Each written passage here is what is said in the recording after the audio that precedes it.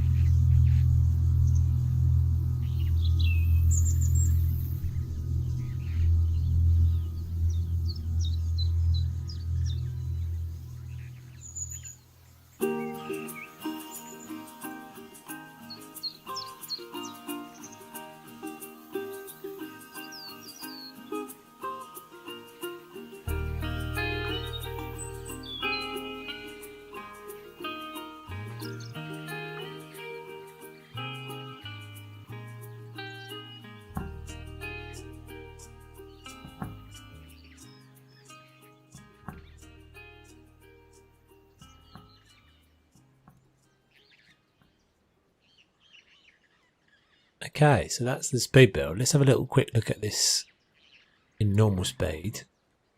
So just give you context of where this is. So this was the little waterfall bit. I just wanted to add something interesting to the path, just a bit of noise and a bit of sound and stuff. And then you come up here.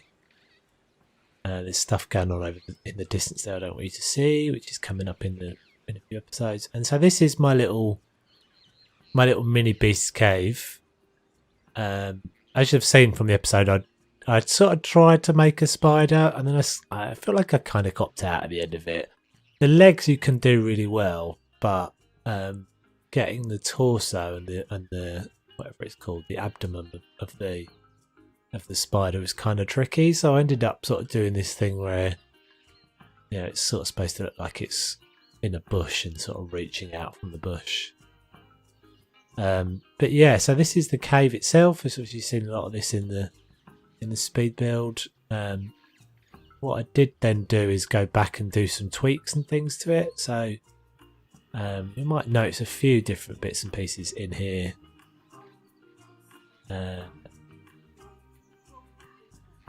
And I was trying to actually avoid this. So I was trying to find a way of getting them, because it's quite a narrow path here.